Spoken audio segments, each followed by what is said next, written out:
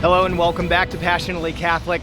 Today is actually the feast day of Pope St. John Paul II. This won't actually release for a while. It's going to take me a little bit of time to get this thing edited, but I wanted to record this today because I'm down at a Catholic Educators conference in Houston, Texas.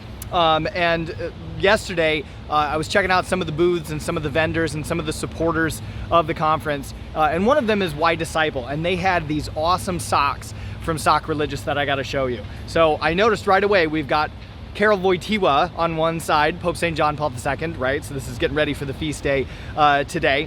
But on the other side, Jan Tyranowski, okay? Jan Tyranowski, this guy was a Polish layman who had an incredible impact on Pope St. John Paul II.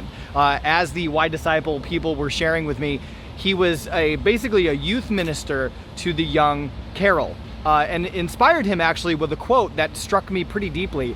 And I think it's a really profound quote. And the quote is, "It is not difficult to be a saint. It is not difficult to be a saint." And this quote inspired Jan. This quote inspired the young Karol Wojtyla. And you know, as I reflected on it, my initial reaction was, what do you mean it's not difficult to be a saint? Of course it's difficult to be a saint, to grow in virtue and holiness, to be filled with God's love instead of to be broken down by our own sinfulness. And then I thought about it for about 30 seconds and I'm like, no, I'm totally wrong. I am absolutely wrong about this. It is not difficult to be a saint, to be filled with God's grace, to avoid sin and grow in virtue. Part of what makes it a struggle is that we get ourselves so deep into sin by violating our consciences, by doing what we know is the evil that we should avoid, or not doing the good that we should do, right? So that tends to bring on the greater struggle. Avoiding as much as possible falling into that sin would be absolutely critical, okay? Furthermore, God tells us that his yoke is easy and his burden is light. So the Lord wants to fill us with his sanctifying grace. He wants to bring us to holiness.